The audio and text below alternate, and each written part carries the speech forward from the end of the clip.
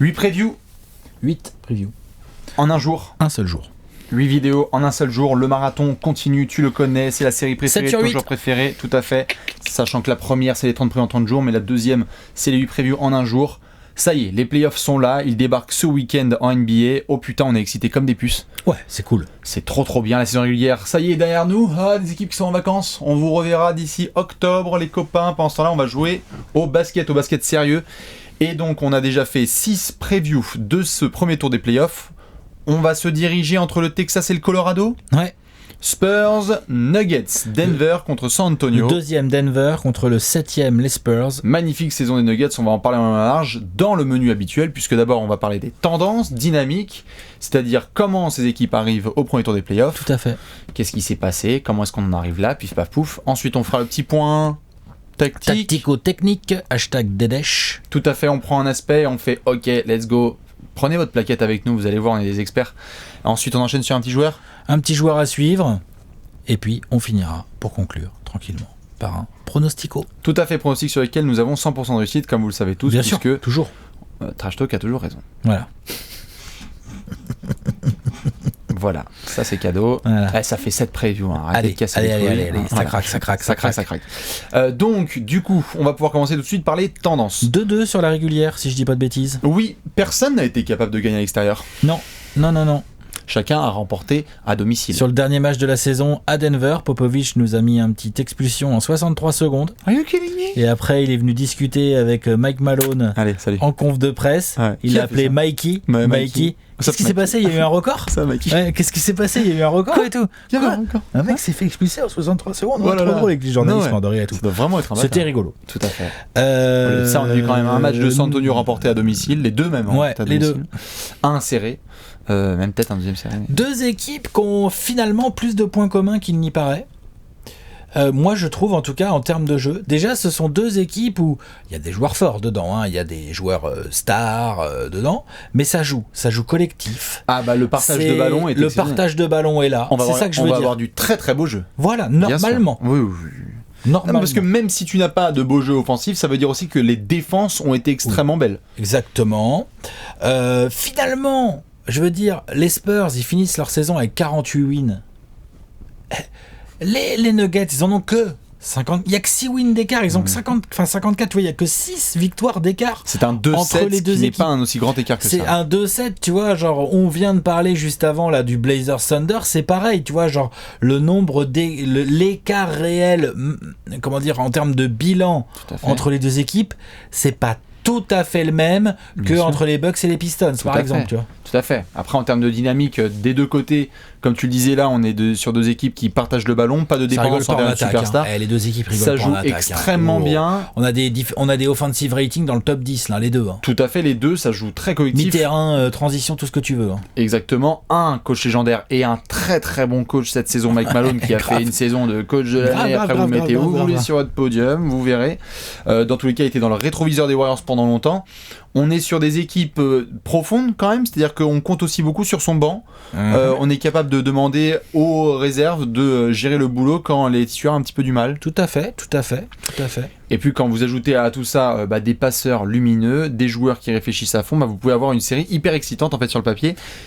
Vas-y. Avec des match-ups spécifiques, enfin je veux dire, Bien sûr. Il y a plein de match-ups genre qui va stanner Jokic côté Spurs, c'est pas évident comme affaire. Eh oui. En même temps, t'es là, tu regardes côté Nuggets, qui va se fader des DeRozan. Bien tu sûr. vois, genre tout ça. Ah non, bien sûr. Jamal Murray, j'aime bien Derrick White et tout, mais Jamal Murray, enfin, il y a plein de choses Le jeu éventuellement. d'échecs entre Malone et Popovich peut être hyper intéressant. Après, j'avoue, moi c'est très perso là ce que je vais dire, mais je pense qu'on en a parlé pas mal en off.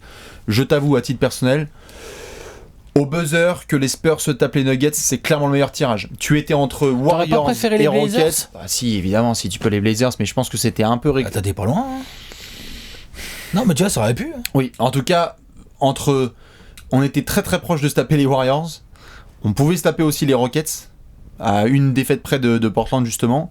Et bon, ce que je veux dire par là, c'est que, évidemment, je vais pas vous dire que les Spurs vont défoncer sur cette série, absolument pas, mais c'est juste que du point de vue des Spurs, je pense que tu t'en sors bien, par rapport à ce que tu aurais pu te taper. Je trouve. Possible. Voilà. Donc après, évidemment, pour Denver, tu fais une saison qui est exceptionnelle, une des meilleures saisons de l'histoire de ta franchise.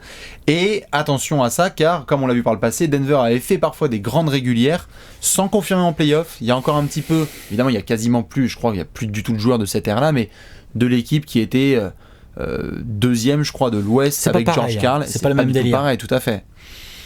Dans tous les cas, voilà pour les dynamiques. Et puis les deux équipes finissent assez bien leur saison. Enfin, je veux dire, ça va, San Antonio, plutôt sur des bonnes dynamiques de fin de saison. Denver, c'est ok, bien sûr. Sauf quand Denver n'affronte pas les Warriors, ça va. Ouais. Ou le Jazz. Ils n'ont pas aimé le Jazz cette année. Tu vois, autant les Spurs sont peut-être contents de jouer Denver. Je pense que Denver est pas mécontent d'éviter le Jazz ou le Thunder. Je suis bien d'accord. Tu vois ? Je suis bien d'accord. Je pense, hein. Tout à fait. De toute façon, on en parlera après, mais où est-ce qu'on situe les Spurs dans cette hiérarchie à l'Ouest, on verra. Ouais. 7ème peut-être. Exactement. Je trouve que ça leur va bien. Non, mais exactement. On fait le petit point tactique. Allez. Et alors là, attention, hein. On fait marcher les neurones parce que Popovic versus Malone, sur le point tactique, il y a moins qu'il fasse. Attends, bouge pas. Attends, j'écris. Regardez, watch and learn, les enfants, watch and learn. Bah justement. Alex, t'as pris quoi ? Bataille des coachs. Clairement. Ah, le salaud. Clairement, bataille des coachs dans cette série. Popovic est l'un des tout meilleurs coachs de l'histoire. Il a 70 ans. Il est encore plutôt bien dans le rythme, papy. Ça va, non ? Faut quand même le dire. Elle est difficile cette saison des Spurs, à 48 victoires. Il a un petit peu moins d'armes que d'habitude, hein, tu vois, genre un peu, tu vois, son effectif, il a encore des jeunes qui demandent à être polis, et il a 2 stars, mais qui sont pas non plus des superstars. Bien sûr. Donc, tu vois, il a un petit peu moins d'armes que d'habitude, mais il en a quand même, des armes. Et en face, on a un Mike Malone, qu'on a critiqué à une époque, et dont on a parlé par contre en très très bien ces derniers temps, parce que Mike Malone, dans le genre, je n'hésite pas à utiliser ma profondeur de banc, je n'hésite pas à lancer des jeunes, je leur fais confiance tout au long de la régulière, je mets bien en place ma raquette Jokic Millsap, et pour avoir une ossature autour de laquelle je vais pouvoir construire, modifier, bouger les pièces et tout. Pas peur de déplacement et tout. Et ben Mike Malone, c'est pas Greg Popovich, non, mais il fait une saison à la pop. Il va débarquer dans la match-up, en mode je t'attends mon pote. Bien sûr. Vas-y. De toute façon, c'est toi qui dois t'ajuster. Est-ce que déjà t'es en galère, tu dois défendre sur Jokic. Bien sûr. Donc déjà pour commencer, vas-y, cavalier en D9. Allez, à toi. Déjà pour commencer, t'es Mike Malone, tu fais moi je vais déjà attendre de voir ce que Popovich me propose sur Jokic. Tout à fait. Déjà, parce que là, Marcus Aldridge fait des efforts incroyables en défense et tout. Si tu demandes à la Marcus Aldridge de se fader Jokic pendant toute une série, c'est dommage. Donc, il est fort probable que Popovic essaye du Jakob Plotel. Faudra voir. Ah, tu vois, après on verra ce qu'ils vont faire l'un et l'autre. Mais tu vois, il va y avoir un vrai truc, genre... Comment Popovic va gérer la paire Jamal Murray-Gary Harris, mais comment Mike Malone va gérer DeMar DeRozan ou les entrées de Rudy Gay ou les shooters, tu vois, genre on a bien vu avec San Antonio, le ballon circule hyper bien, les pourcentages de réussite des shooters sont incroyables, tu peux pas laisser cette équipe shooter. Donc là, faut que tu prépares ta défense à les chasser sur les extérieurs. Et ainsi de suite, et ainsi de suite, et ainsi de suite. C'est la plus belle match-up de coach de ce premier tour. Voilà, il y a une vraie... Et en plus, c'est vraiment pour ça que j'ai pris la bataille de coach, parce que non seulement c'est une belle match-up de coach, mais en plus les deux ont de la cam, de la profondeur de banc, et il y a de l'indécision sur qui va faire quoi. Les points forts d'une équipe sont vraiment pas les points forts de l'autre. Bien sûr. Tu vois, t'as une équipe qui a un très fort pivot. On peut pas dire que les Spurs aient un très fort pivot, tu vois. Après ça dépend comment tu le considères Aldridge, mais Non, oui, mais tu vois ce que je veux dire, quoi. Genre... DeMar DeRozan, c'est quand même une arme incroyable. On peut pas dire côté Nuggets il y a un mec de ce niveau-là vraiment au même poste, et ainsi de suite, quoi. Millsap, c'est un profil bizarre aussi pour les Spurs, c'est pas forcément idéal. Donc c'est vraiment très intéressant de voir comment les temps morts vont être gérés, comment vont être gérées les sorties de temps morts, comment Mike Malone va s'adapter, ou alors est-ce que c'est lui qui va tirer le premier, est-ce que c'est lui qui va le premier dire allez, tu sais quoi, tiens, vas-y, Malik Beasley, Monte-Morris, c'est parti, démerde-toi avec ça, Popovic. Allez, fais-moi voir ce que tu fais. Tout à fait. En fait, il y a ce qui est intéressant, c'est qu'il y a en effet du stratégique, mais il y a aussi énormément de leadership qui va être attendu, parce que Malone, là, première réflexion qu'ont eu pas mal d'observateurs dans cette série, c'est Malone quand même, il a un cran en dessous de Pop et l'équipe est moins expérimentée que celle des Spurs. Donc du coup, je veux dire, si t'es Mike Malone, il faut aussi que tu te montres en tant que leader, pas juste en tant que stratège. Faut que tu répondes aussi, genre, si tu perds un des 2 premiers games à Denver, là il faut que le coach il s'ajuste et qu'il soit présent, genre, les petits, vous inquiétez pas, ça fait partie du process. Ouais. Ça fait partie du process. On va se ramener à San Antonio, on a gagné plein de matchs cette saison à l'extérieur, relax. Je suis d'accord, les coachs ça va être ouf. Ouais, c'est hyper intéressant à suivre. Genre, moi, je vais être là, genre. Chaque conférence de presse. Chaque fois que ça va hier le gong, changement, qu'est-ce qu'il fait? Qui fait quoi? Ah, d'accord, ok. Les conférences de presse de post-match, là. Ah, DeRozan et 4. À chaque fois, faudra se les farcir. Ceux qui veulent, c'est en sortie match, à chaque fois, les coachs y parlent. En plus. C'est à se faire. Clairement. J'allais partir sur la bataille des bancs. En fait, j'hésitais entre la bataille des bancs et vraiment le poste à la main. Mais je pense que j'ai bien envie de partir sur la main. Parce que si tu regardes la main au global, il n'y a pas de star. Il n'y a pas de star. Non, il n'y a pas de star, on est d'accord. Ça a des bons joueurs, attention. Hein, mais Denver en cumulé a quand même plus à offrir. Normalement, tu as Jamal Murray et Monte Morris, c'est mieux en pure production que Derrick White et Patty Mills. Le problème, c'est que s'il y a bien un mec qui a fait son trou chez les Spurs cette saison, c'est Derrick White, qui est capable de se dire « Ah, Pop, moi, il faut que je me farcisse Jamal Murray toute la série. Cool, trop bien. Merci Pop, merci votre majesté. » Et du coup, je pense que c'est un garçon, moi j'avais pris un Gérard Dor cette saison qui peut être... Il a eu des pépins de blessures et ça s'est vu dans les résultats des Spurs parce que comme on avait parlé toute l'année, les Spurs ont pris des tannés par certains meneurs quand Derrick White n'était pas là. Et là, il va falloir contenir du Jamal Murray. Parce qu'en secret, c'est quoi? C'est le deuxième meilleur marqueur des Nuggets. Oui, et puis alors dans le genre streaky, quand ça commence à prendre feu, attention. Voilà. Et donc, il faut à la fois user un petit peu l'inexpérience de Denver à la main si t'es les Spurs, c'est-à-dire que Patty Mills, en termes de CV, il a tout le secteur de la main de Denver dans sa poche arrière. Clair, même les arrières. Tout à fait. Derrick White, il va être intéressant en défense. Et puis de l'autre côté, évidemment, Jamal Murray et Monte Morris, puisqu'ils sont plus talentueux, donc il faut qu'ils gèrent leur match-up. Si cette match-up est à égalité, je pense que ça peut devenir une série beaucoup trop longue pour Denver. Si Denver gagne sa match-up à la main, je pense que San Antonio pourra pas tenir sur la longueur. Donc ça va être vraiment les meneurs et évidemment les bancs parce que là oh là là, Bellinelli, Beasley, Puttle, Mason Plumlee, absolument incroyable d'ailleurs cette saison. Puis tous les mecs qui vont débarquer à droite de gauche. Monte Morris, Torrey Craig, ça va. Monte Morris, Patty Mills, c'est quoi comme match-up? C'est chelou. On y va. Ouais, c'est ça. Complètement dingue. Ouais. Donc ce sera à surveiller. Ok. Maintenant qu'on s'est occupé de tout ça. On va devoir s'occuper d'un petit joueur, tout à fait. Un petit joueur à suivre. On a sorti les jumelles, Alex, qui nous a pris. Moi, je vais regarder de très très près DeMar DeRozan. Oh là là. Ouais. With the North. Je sais plus. Pense que Aldridge fait une saison magnifique. Trop putain. Magnifique. Nikola Jokic fait une saison magnifique. Ils vont se livrer un petit combat là.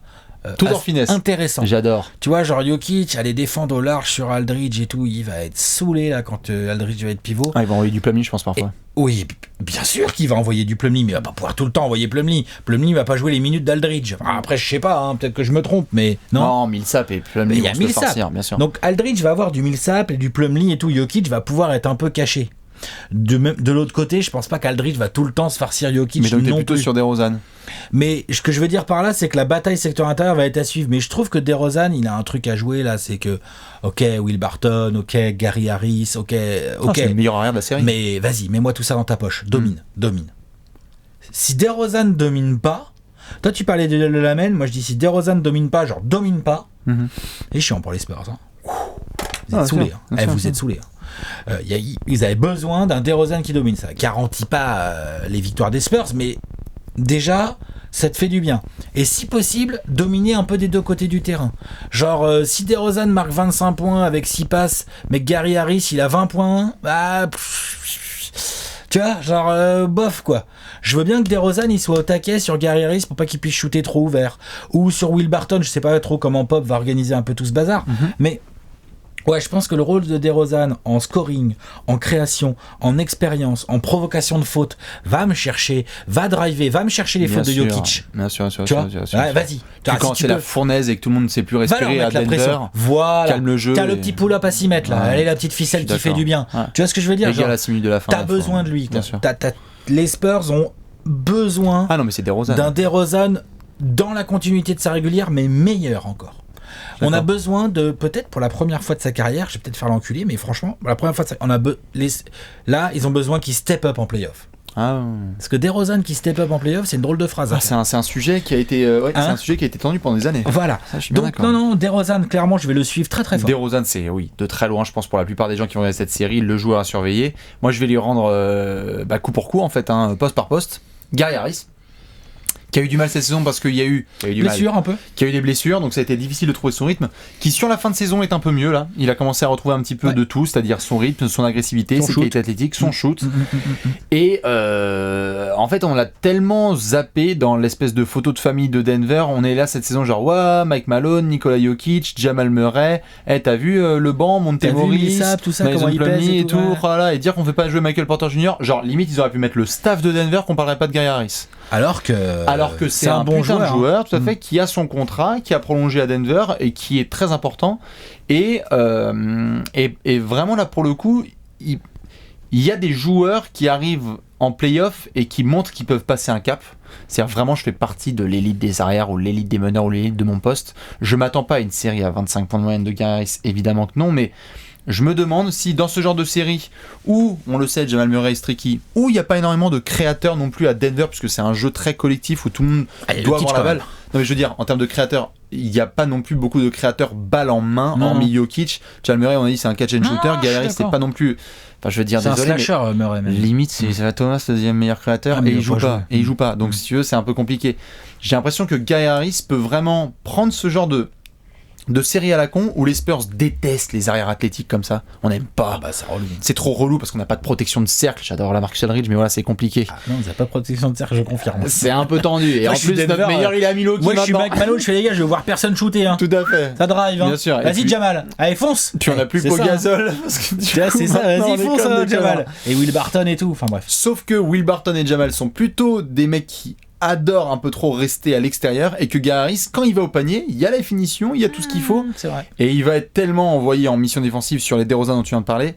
Bref, je me demande si là, Gary Harris, ce serait pas le genre de série où on va faire genre oh shit, mais c'est vrai que Gary Harris, en fait, il est dans le projet de. C'est vrai qu'il est là, il est dans les piliers en fait. Ouais, il est un peu dans les piliers de Denver en fait. On a un peu zappé. En fait, c'est pas Danny Green quoi le mec. J'avoue. C'est un peu, tu vois. Donc bref, voilà, ce sera à vérifier. DeMar DeRozan contre Gary Harris et évidemment plein d'autres joueurs qu'on pourra surveiller sur cette série Spurs Nuggets. On termine avec le prono ? Pronostico ? Oh putain. Attends, je prends un peu d'objectivité. Je vais essayer au max. Un fond de café. Balancez vos pronostics avec vos arguments. Je vais tendre la perche à Alex qui se marre déjà. Vas-y, troll-moi ma race. Non, je troll pas. Elle est pas évidente à pronostiquer celle-là. Pronostic Alex. Elle fait partie des plus dures, on est d'accord ou pas ? Pas de à pronostiquer. Oui. Nuggets qui passe. Oui. Score 4-3. Yes, bitch. Oui, parce que je pense que les deux équipes peuvent aller gagner chez l'autre. Je pense que c'est tout à fait possible. Oui. Je pense que les deux équipes vont se livrer de belles batailles. On n'est pas à l'abri non plus de temps en temps, vu les coachs qu'on a en plus, surtout Pop, de temps en temps, t'as un +20, tu sais, ça lâche, ça laisse filer et tout, mais ça revient au match d'après et ça gagne. On n'est pas du tout à l'abri de ça. On a des match-ups très particulières, hein, comme on l'a dit tout au long de cette vidéo, c'est-à-dire que DeRozan, j'aime bien Gary Harris, mais quand même DeRozan doit être au-dessus. Jokic doit être au-dessus. La Marcus Aldridge va être pas facile à défendre, même pour Millsap et compagnie. Donc, on a vraiment des match-ups, on a ouais, c'est un peu comme deux... Comment dire, genre ils s'emboîtent les uns dans les autres, quoi. C'est-à-dire qu'il n'y a pas vraiment de chocs frontaux en termes de match-up. Il y a une bataille des coachs hyper intéressante, il y a deux groupes assez deep, donc j'ai envie de dire que l'inexpérience de Denver va être comblée par un peu plus de qualité athlétique quand même, mine de rien. Et aussi, j'aurais tendance à préférer le 5 majeur de Denver, moi. Intrinsèquement, en termes d'équilibre, tu vois. Et en play-off, on sait que les rotations se réduisent un peu. Ah, les Pop et les Malone vont nous faire un peu mentir parce qu'ils vont aller chercher les gars et tout. Mais quand même, quoi. Le 8e homme de Denver qui avait 20 minutes par match en régulière, je pense pas que ça va être le cas là, tu vois. Donc les 5 majeurs, c'est important. Et je trouve que cet alliage Jamal Murray, Gary Harris, Will Barton, Paul Millsap, Jokic, par exemple, qui peut être un 5 majeur possible pour Denver sur ses playoffs. Je pense que c'est quand même bien relou pour les Spurs. C'est un 5 majeur qui va savoir jouer intelligemment sur demi-terrain en s'appuyant sur Gary Harris et Nikola Jokic. C'est un 5 majeur qui, dès qu'il va y avoir des espaces vers le cercle, là tu parlais du manque de protection côté Spurs, va savoir en profiter. Ensuite, Jokic. c'est peut-être lui le meilleur joueur de la série. Ah oui. Tu vois, j'ai bien dit peut-être, tu vois. On verra. Mais là, il a une occasion en or de nous faire. Hey, les gars, au fait, je vous rappelle, comment ça, vous m'avez mis 6ème du MVP, parce que je suis meilleur joueur de la deuxième meilleure équipe de l'Ouest. Ouais, c'est ça. En fait, voilà, c'est ça. Tu vois ce que je veux dire, genre. En fait, je vais tourner en 23-18. Quelqu'un a quelque chose à redire? Comment ça se passe, tu vois? Genre voilà. Donc, ouais, non, allez, je mets Denver. Les Spurs passeront pas un tour cette année. 4-3. Allez. Je suis entre deux eaux. C'est-à-dire J'ai 4-2 Denver. Donc toi aussi, tu dis Denver qui passe? Ouais. D'accord, tu joues pas le homer, toi? Parce que je t'explique en quoi. Vas-y. J'étais en train de réfléchir à pas mal de pronos. S'il y a un Game 7, pour moi, Denver ne le gagne pas. Même à domicile. Bah tu vois, je veux bien qu'il y en ait un pour voir. Je pense que c'est typiquement le genre de game où là, ce serait genre, non, tu la fais pas à Pop, quoi. En termes de en termes de les préparation. Joueurs, c'est eux qui sont sur le terrain après. Hein. Bien sûr, mais je veux dire en termes juste de préparation et d'expérience. Je veux dire, Aldridge et DeRozan ont plus d'expérience playoff que tout le Colorado réuni, quoi. Attends, non, Paul Millsap. Il a de l'expérience. Vas-y, il est important. Paul Millsap. Voilà. C'est bien. Bah ça va, les Spurs, vous n'êtes pas non plus.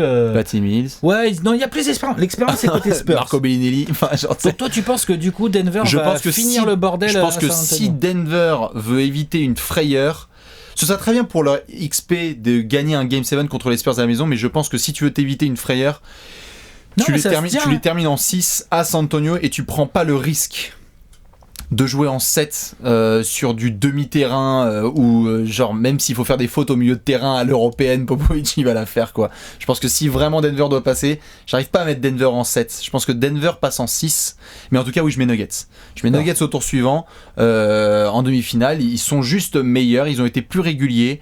Il y a la capacité d'avoir plus de talent et même ne serait-ce que d'exécution sur demi-terrain. Ils rigolent pas, hein. Je veux dire, ça tient le regard potentiellement des Spurs, bien sûr, sur des fins de match un peu serrées. Mais voilà, il va falloir être très bon. En fait, je pense les gens qui vont observer cette série, il va falloir très bon pour ne pas tomber dans des conclusions hâtives au bout d'un seul match, parce que ça peut faire de très grosses montagnes. Ça, j'en ai parlé, ouais, tout à fait, je suis d'accord. Je pense qu'il peut y avoir des gros genre, ah merde, les Spurs qui gagnent à Denver, shit, Mike Malone, inexpérience, et en fait ça gagne le Game 3 à San Antonio. Donc je mets 4-2 Nuggets et tu mets 4-3 Nuggets. Nuggets. Les Nuggets passent en demi-finale, je le dis sans le seum du moindre du monde.